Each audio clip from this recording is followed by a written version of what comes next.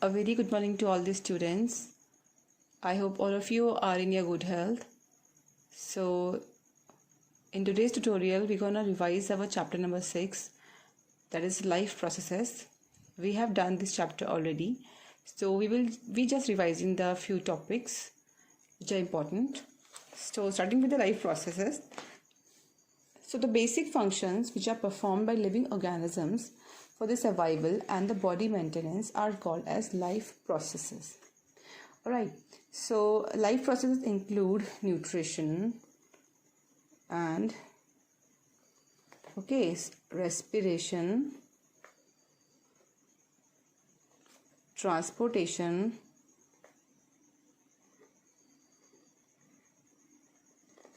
and excretion, and many other things like that. So it involves respiration, transportation, excretion, and etc. So first, if we'll talk about nutrition, so nutrition are the process of having the food. So there are two modes of nutrition, that is, one is autotrophic, so it is autotrophic, and the other one is heterotrophic. So when we talk about autotrophic nutrition, this means photosynthesis. Now, because autotrophs are the plants which make their own food, so that means photosynthesis. Alright, so photosynthesis is the process by which green plants make their own food with the help of CO2 and H2O in the presence of chlorophyll and sunlight. Like there will be 6 CO2 in the presence of water, along with the water, and in the presence of sunlight,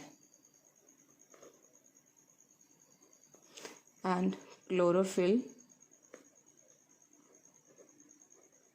So we'll get energy, this glucose, and 6O2 and 6H2O. So this is a process by which green plants make their food with the help of CO2 and water in the presence of chlorophyll and sunlight. Alright, so now in this, the raw material which we used for the photosynthesis are chlorophyll and sunlight. So these are the raw material, and the site of photosynthesis is chloroplast. Okay, so chloroplasts are the green color pigment which are called as chlorophyll. So the main events of photosynthesis are, the main events what happens in the photosynthesis are, number one is the absorption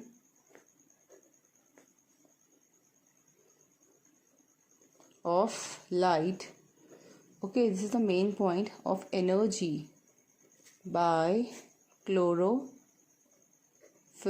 So this is also given in your NCERT book, that is one is the absorption of light energy by chlorophyll, the other one is conversion of light energy to chemical energy by splitting of water molecules into hydrogen and oxygen, and the third one is reduction of carbon dioxide to the carbohydrates. So these are the main events of photosynthesis.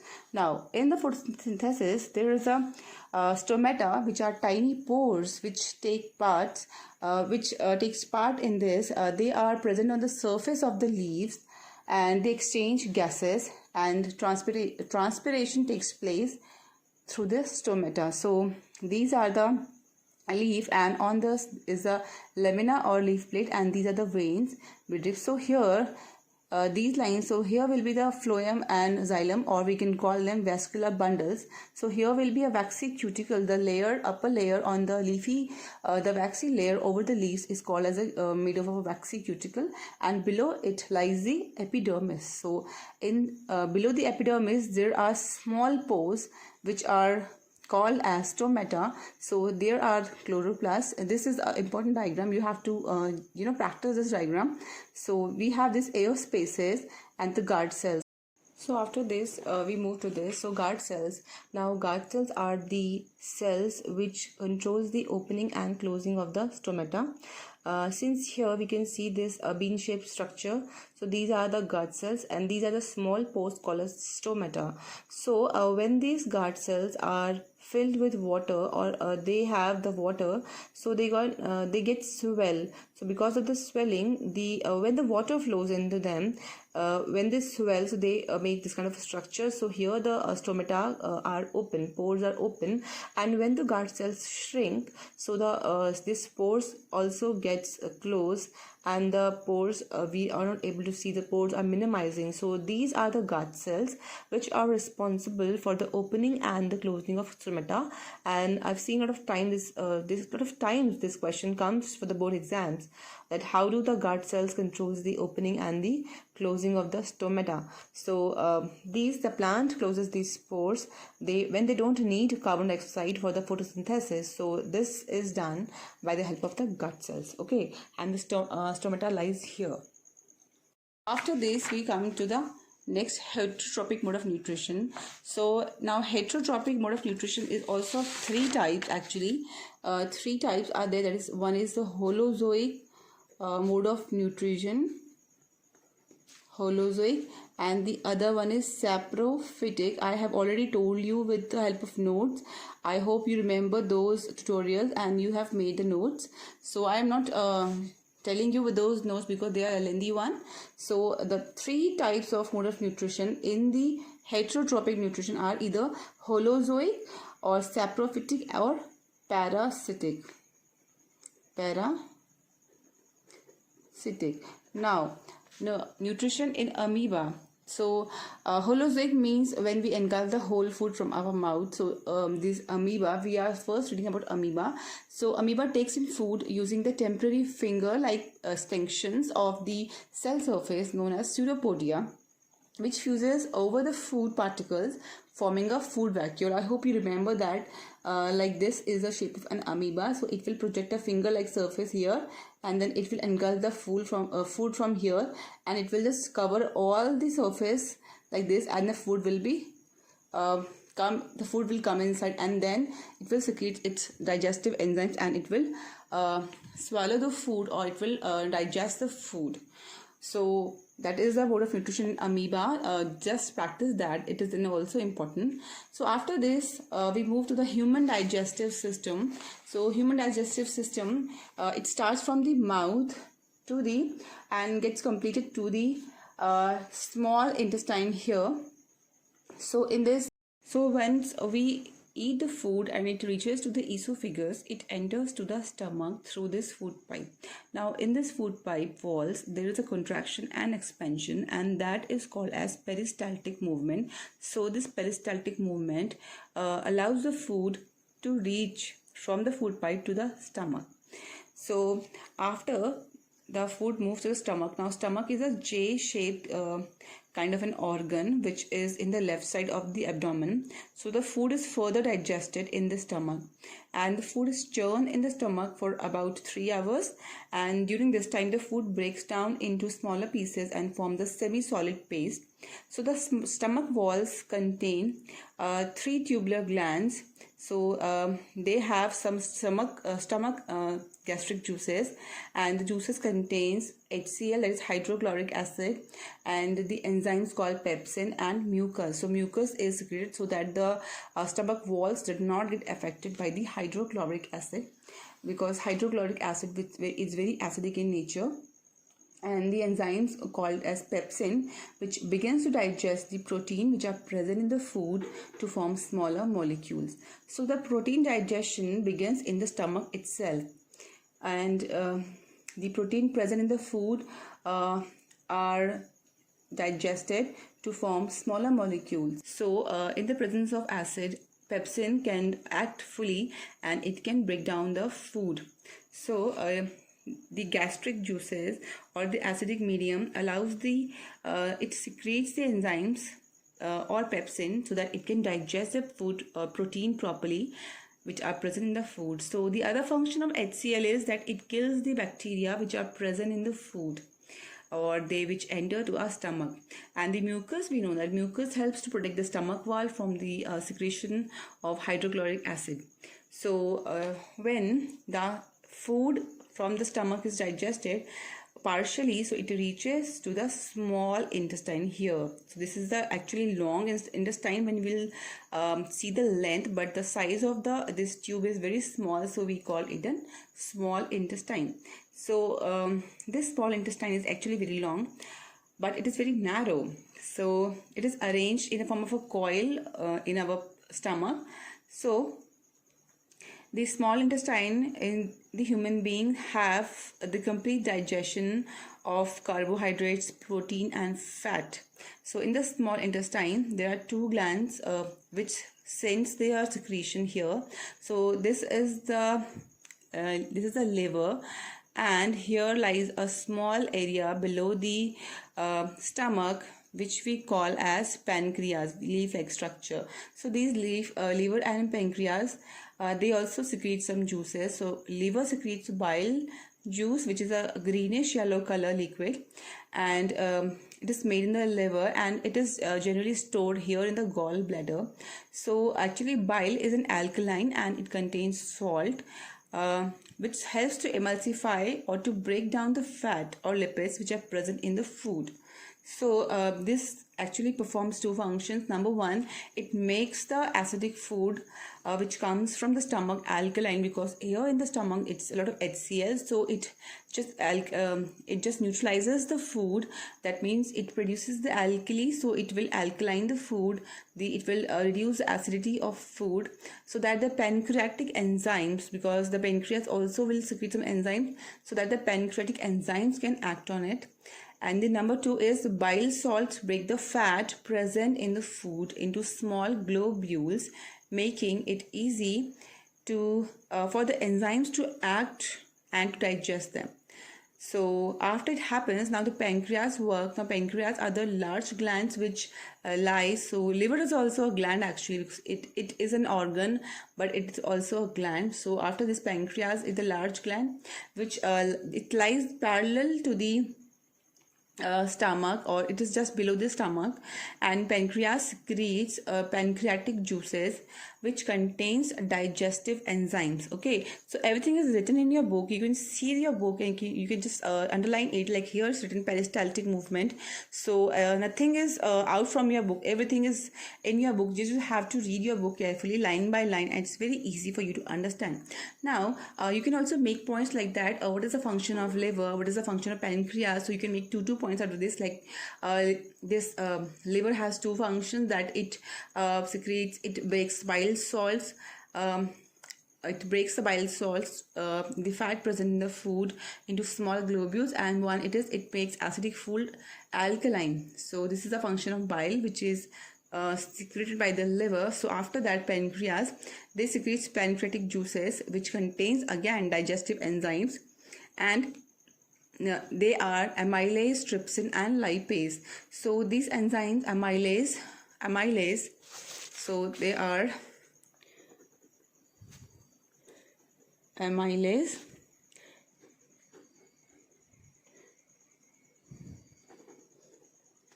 trypsin and lipase. So amylase breaks down starch, it breaks down starch. The enzyme trypsin breaks down, it digests the protein, and this lipase breaks down the fat. Okay, so amylase will break down starch, trypsin will break down the protein, and lipase will break down the fats.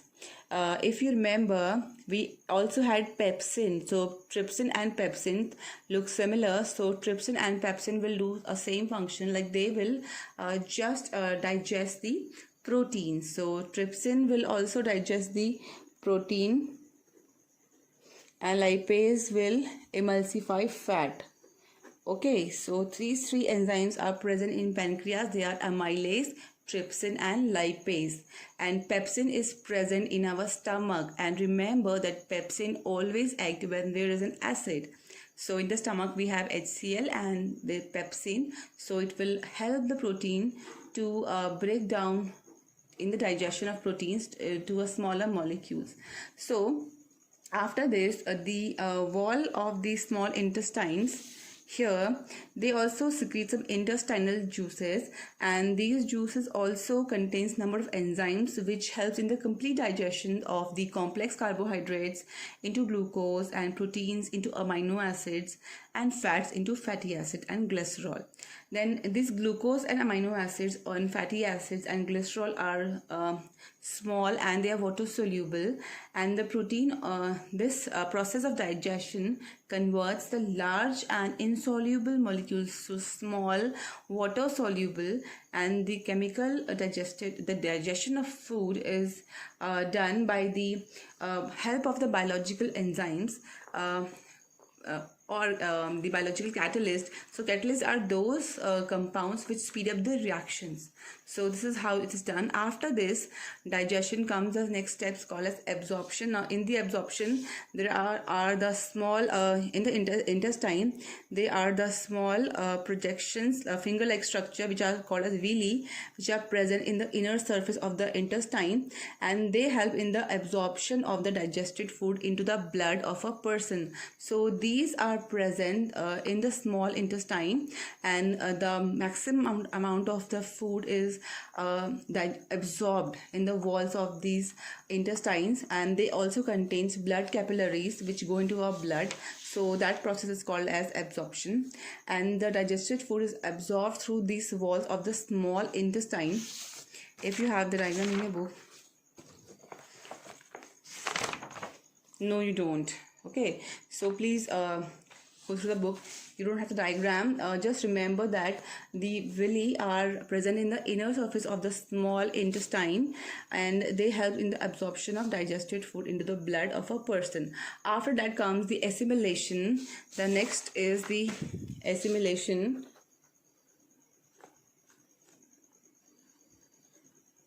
In the assimilation, the blood carries the digested food to all the part of the body, where it becomes assimilated in the parts of the cell, and this food is used by the body to obtain energy, as well as it is also used for the growth and repair of the cells and of the body. So the energy is released by the oxidation and of assimilated food in the cellular respiration or in the cell during the respiration. So this digested food is not used immediately, but it is stored somewhere in the form of carbohydrates, or which is called as glycogen, and this glycogen is also called as it is also stored as energy in the body when we require it. After that, it's digestion. So when the food is digested fully, it reaches to our large intestine. So the last process, so the water is being absorbed here in the large intestine, and when all the food is passed from the large intestine, then the food is ejected, the digested food is ejected out of the body. It's called as egestion from the rectum and anus. So this is done. After this comes to the respiration. Now respiration is also an easy topic. You have learned this. So it is a process in which living organisms involved in the production of energy. So there are two types of respiration, that is aerobic respiration, and the other one is anaerobic respiration. So in the aerobic respiration, it is in the presence of oxygen,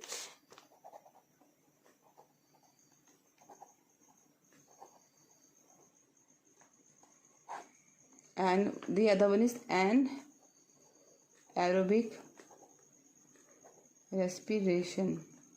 Here in our book, we have been given an experiment which we will be checking whether the respiration produces CO2. So we are having this test tube, and in this test tube we are having lime water, and we don't know that lime water turns milky when CO2 is passed through this. So we have this syringe and a rubber tube. So we'll just remove this syringe and we'll blow the air from the rubber tube to this milky lime water, and we will see that the lime water will turn milky, because it turns milky after the CO2 gas is mixed to it. That means when we respire, we exhale out the CO2. So here the respiration is of two types, actually, the aerobic and anaerobic. When there is oxygen present, so oxygen will break into glucose completely and CO2 and water. But when there is no oxygen, then what will happen? So it will break down the glucose into 6 molecules and 3 carbon molecules called pyruvate. Okay, so this process takes place in cytoplasm in plants. So this pyruvate is converted into ethanol. So the anaerobic respiration takes place in the plants or in the yeast or some microscopic animals, and ethanol and CO2. So this also takes place in the fermentation. So in this there is absence of air or oxygen, which we call as an anaerobic respiration. So this breakdown of pyruvate using oxygen takes place in mitochondria. So when there is plenty of oxygen, so there will be a breakdown of this in mitochondria, and it will produce now 3 carbon pyruvate molecules and will give 3 molecules of CO2. Here we can see that this is 6 glucose molecules. So 6 glucose molecules, because we know that whenever we in the photosynthesis also we get glucose like C6H12O6. So glucose is made in the 6 molecule. So in the cytoplasm it will make pyruvate, that is 3 carbon molecules. So when there is absence of oxygen, it will form ethanol. When there is lack of oxygen, it will form lactic acid. So lactic acid will be formed in the body. You would have seen when you run you reach fatigue. So our each and every cell is not able to get all the oxygen. So that time we have muscle cramps. So that muscle cramp causes because of the production of this lactic acid in our body, which also gives us energy. But although the energy is less, and here in the presence of oxygen we get carbon dioxide, water and energy. So this is the basic thing which takes place in the mitochondria, and this lack of oxygen, it takes place in our cells. So this is the main thing, you have to just learn it. It's very simple. And here the ATP is the currency unit of the energy, that is called adenosine triphosphate. Please do read this also. So this is for you today's tutorial. The half of the next chapter we're gonna finish in our next portion, because it will be a lengthy one. So till then, please study and do practice for your question and answers. Practice conceptual questions most, because in this unit test we're gonna give you more these objective based questions. Okay, so till then, please study hard and take care. Thank you.